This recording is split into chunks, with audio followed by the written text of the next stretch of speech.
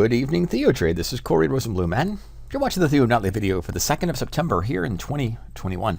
We are getting our bullish holiday drift, or the creep, or the levitation, or the helium balloon, as we discussed in Tuesday night's video, mainly in the S&P futures, which did make two of them actually, new all-time highs. That was on Wednesday and here on Thursday.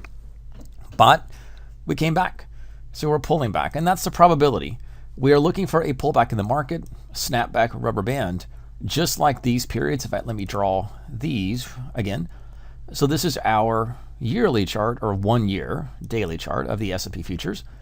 So what is the trend? The trend is up, higher highs, higher lows, higher highs, higher lows. But notice a trend does not do this or this. A trend is never perfectly linear. It wiggles and squiggles. And it's the wiggles and squiggles, the swings, if you will, that create the opportunity to short the market from above and to buy the market to join the trend, or at least mitigate risk on the way up. So even though we have what's called a lower left to top right of the chart, that's the definition of a simple trend. I like to define them as a series of higher highs, higher lows, higher highs, higher lows, meaning that builds a structure. And the structure is just simply whenever the market makes a higher high, it does tend to extend. It does tend to continue the creep, continue the bull breakout. And you can see how the breakouts have occurred at new all-time highs. And they extend. So these are breakouts, breakout type events, but they also are considered creeper uptrends, or essentially drifting markets. And the last time we really saw significant upside drift would be in April, and that's just day after day of upside action. A little bit less extent in June into July, and then into August. So we are in September. It's a new month. We have a few things on the economic schedule and economic front. Number one, the holiday, Labor Day weekend. And again, we're getting this holiday drift.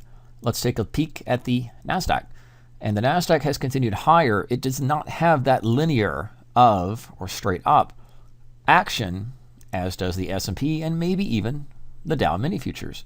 The one market that stands alone or stands aside and it's not trending, we cannot call it an uptrend. It is just simply a consolidation, or as we like to say, a rectangle or chop. Now that gives entirely different trading strategies. We're not looking for the market to do this higher high, higher low as the others are. We're looking for it to do these fades. So your trades are to short when the market pierces and gets above.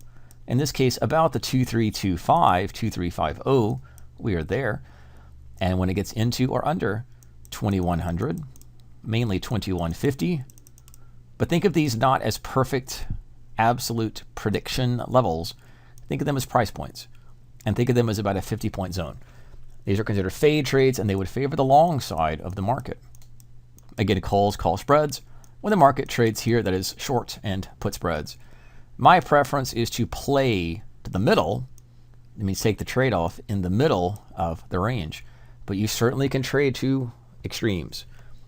And that is from the top to the bottom, or the upper to the lower, lower back to the upper.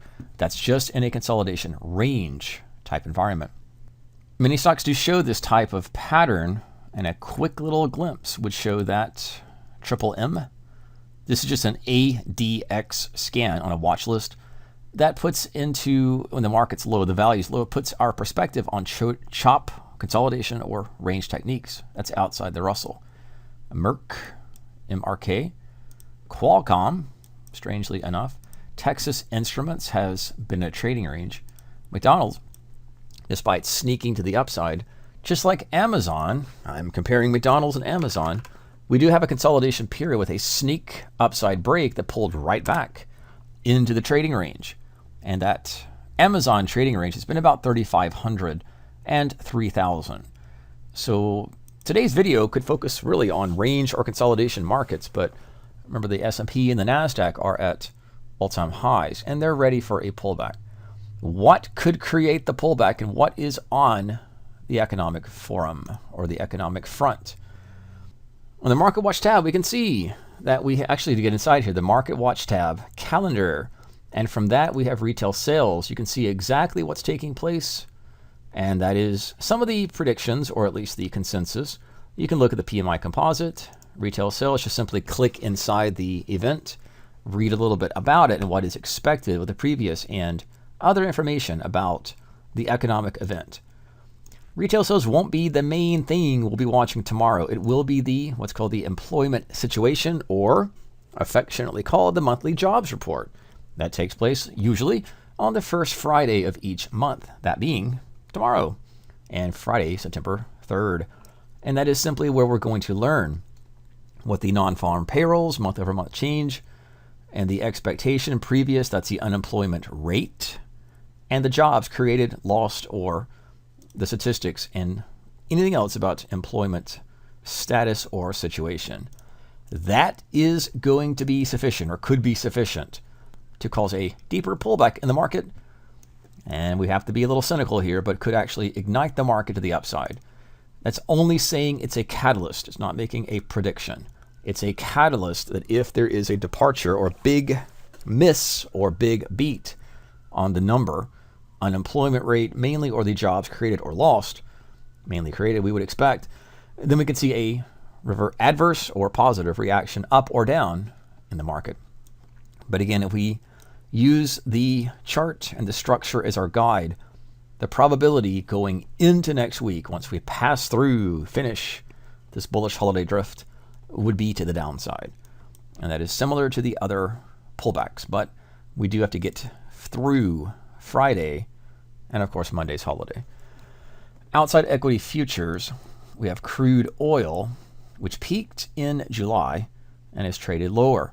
It's actually back in the middle of its trading range, and that's about 70 per barrel in today's session. Outside of that, gold, similarly, it's actually more sideways and consolidated. It is back into its just above 1800. And that's just a round number reference, an easy reference point.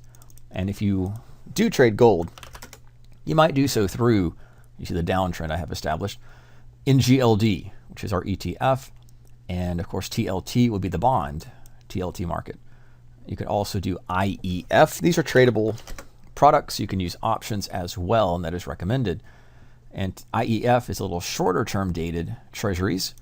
And then the more popular or more volume traded would be in TLT.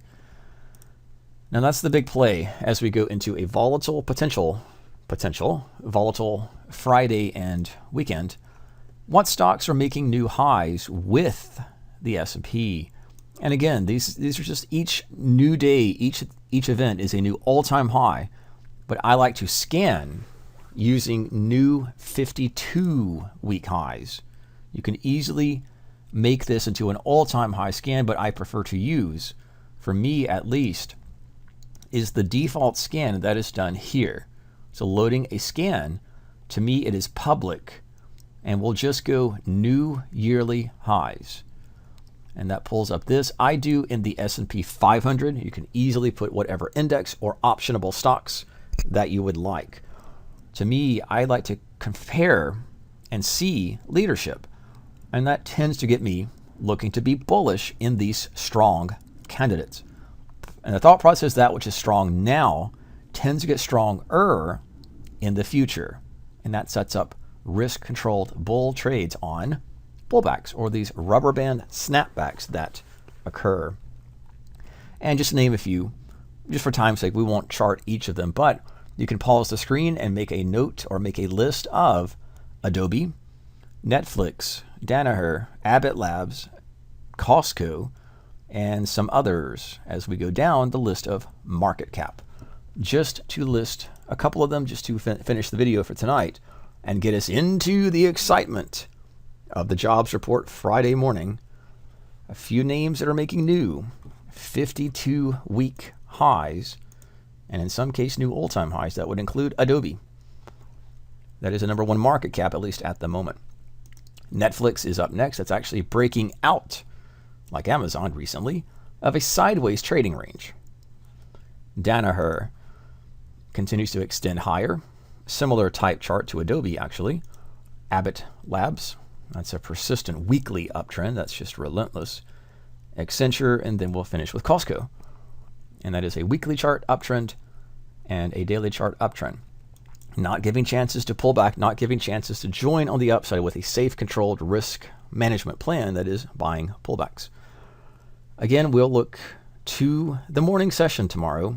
Always reference what the major events are for the next session. That would include the jobs report tomorrow. As always, be careful and safe. This is Corey Rosenblum with tonight's Theo video update for September 2nd, 2021.